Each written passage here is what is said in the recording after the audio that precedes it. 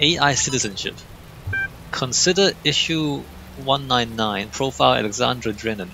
Once a true artificial intelligence has been created, the issue of citizenship is going to come up. If we acknowledge that the AI has all the qualities or all the abilities of a human brain, should it not be considered a citizen? Is it not, in the legal sense of the word, a person and thus a potential citizen? Sure. But where do you draw the line? Some people will object. Will the great apes become citizens? Elephants, whales, the more intelligent parrot species?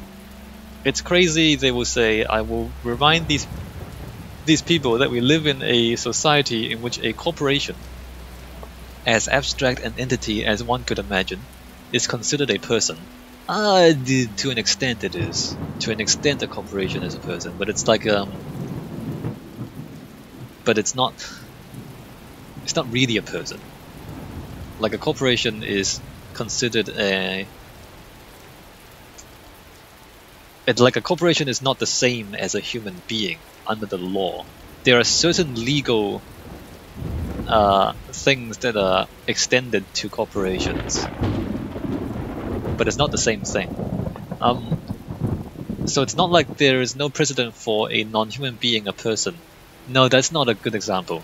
At least an artificial intelligence is an actual thinking being, not just a business arrangement.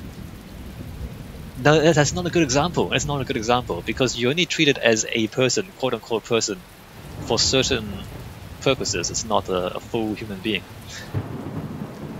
Like, you know, a corporation doesn't get maternity leave.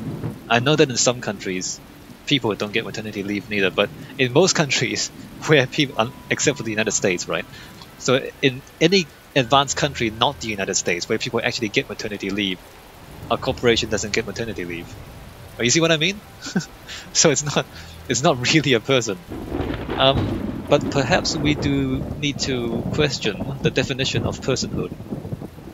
Increasing amounts of evidence regarding the intelligence of elephants or the existence of cultures among whales, for example, could be a sign that we need to answer some difficult questions. That is true.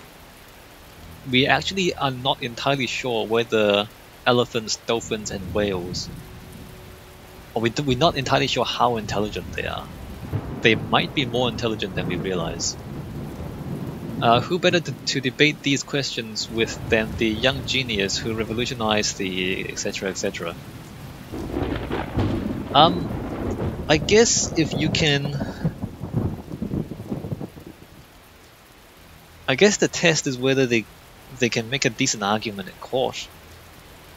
You know, if you can convince a panel of jurors, or if you can convince a judge that you are at least on equal footing with other human beings, then sure. Although that's not really... See, the problem, I think, is not with corporations or dolphins or whales or elephants. The problem is, what about a human being who cannot represent themselves? What about, like, mentally disabled, or someone who's in a coma, or an infant?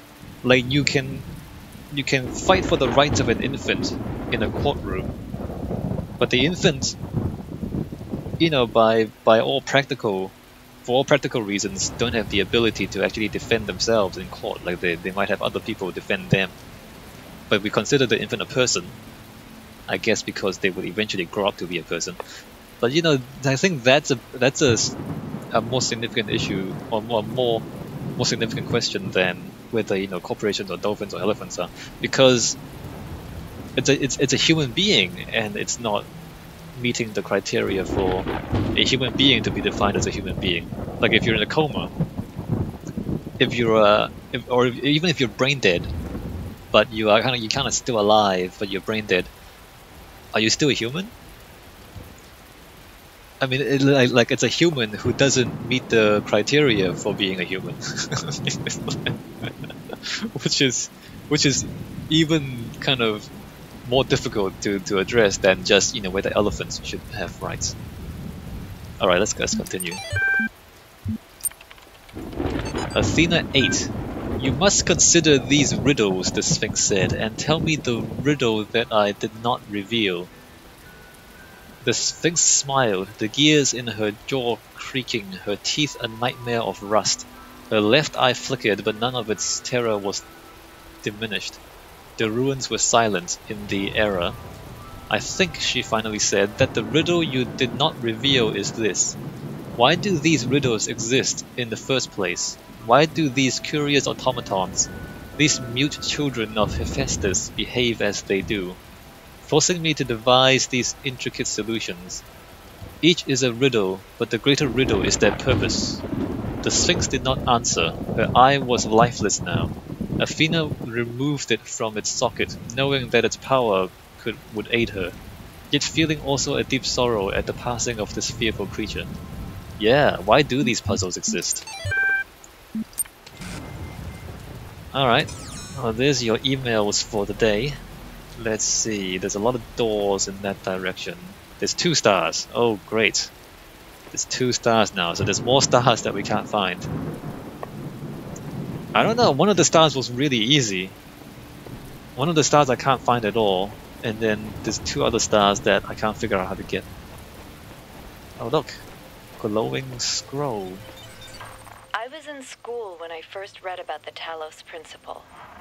I think it disturbed me at the time, made me hyper-aware of my body as a physical object, the material reality of the brain.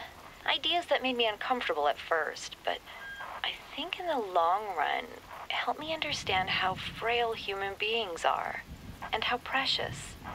It's not a comforting way of thinking about the world, but I'd rather face the truth than lie to myself.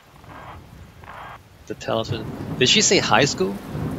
Because if she did say high school, then you need to understand that I have a PhD. So, if this game is aimed at high school kids to think about... Oh, paint. I have paint. I have paint. If this is a game for high school kids to think about life and existence and consciousness, then cool, but I would be overqualified. I have paint, guys. What do I do with paint? I'm just holding this bucket with my left hand.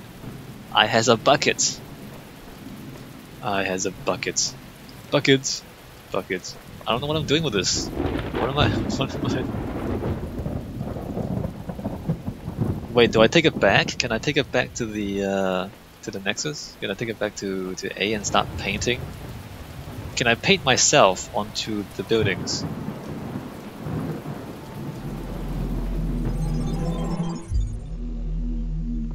Alright, you can't take the paint with you. I'm so sad. I am so sad I can't take the paint with me. Is there a thing? Oh wait, what is this? The more I converse with these terminals, the more I wonder what role they play in this contraption. How do you tell friend from foe when no obvious lines are drawn between the two? There are no friends and there are no foes. It's just you alone in this simulation.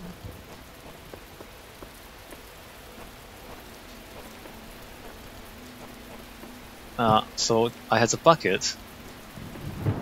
I just don't know what I'm supposed to do with it. I am slightly amused by the fact that I can run around with a bucket, but it's not really helping us solve any puzzles. I'm spending far too much time on these side things and not enough time on the actual puzzles, am I? Let me just take this bucket. Oh, you can take the bucket through the wall, nice! The buckets are not part of the simulation. Let me just take this bucket everywhere I go, because I has a bucket, and that is very important to me. We have boxes. Great. Jump here. Jump here.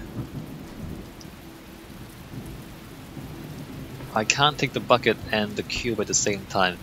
A hexahedron, really? It's not just the box, you have to call it a hexahedron?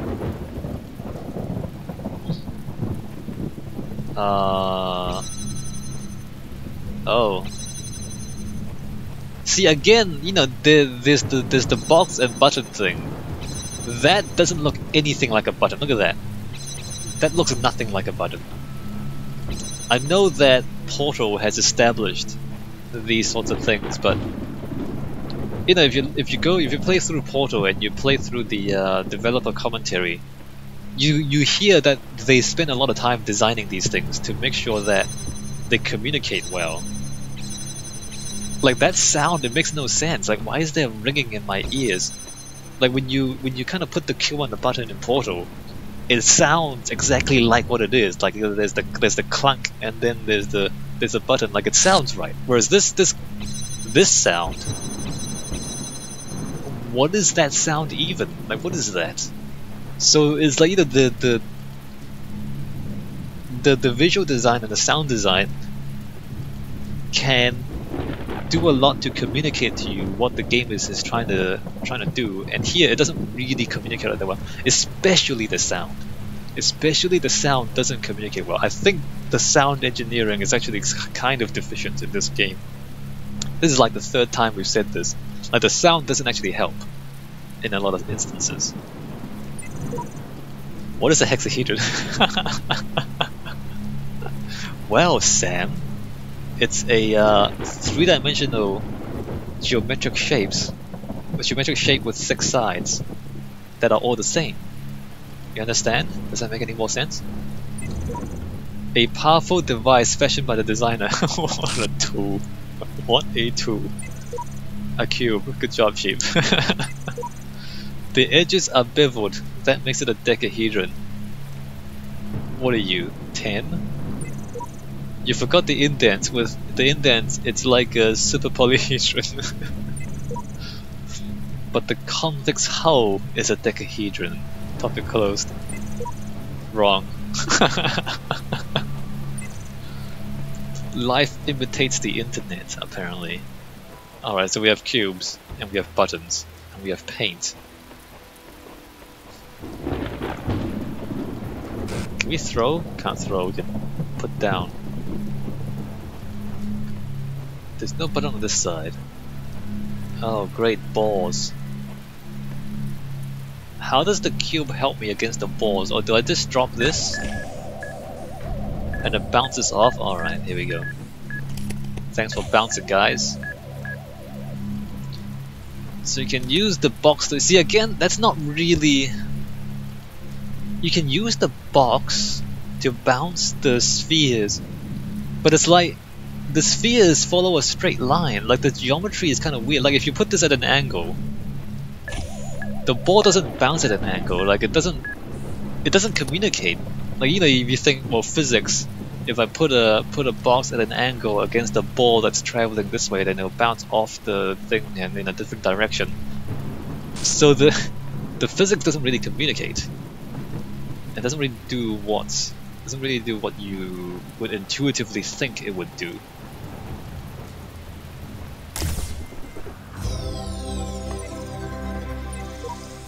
If the designer is perfect and he designed me for a purpose, I must be fit for that purpose.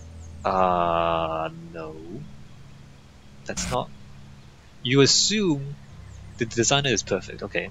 It follows that my purpose must not be to seek and hoard every sigil in his land, for so many are beyond the faculties he granted me. So he thinks that it's not his job to find the stars. See, but all of this is premised on if the designer is perfect. And it's quite clear that the designer is not perfect. Alright, so there's a thing back there.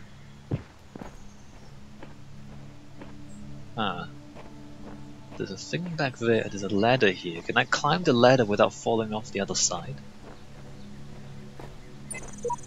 I do not understand why the designer chose to put such flaws into the world, that it appears almost as if it were damaged, but I believe that there is a purpose here I cannot see. Yeah, you keep believing, bro. You keep believing. And we'll see how well... Nope, you are pushed off the other side of that ladder. So let me just look at that again. There's a thing back there.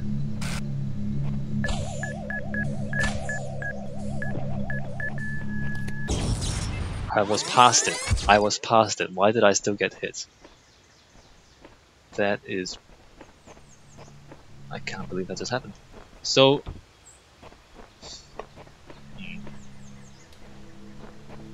Can I put this somewhere where I can see? Let me just grab that. Let me put that there. Do I need more than one box? Or can I pick up the box once I climb up the other side? Ah, maybe I can do that.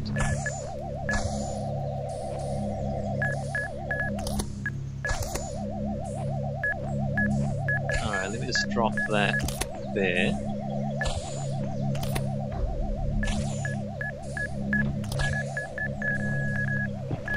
No. Stop it. Alright, so there's this. I can drop that there. I can jump over. Can I pick this up again? Oh, I can pick it up again. And I put that there. Jump. And then I can't jump over this one though. That doesn't really help. Well, there's a thing back there. How do I climb over? Not like this. Can I put this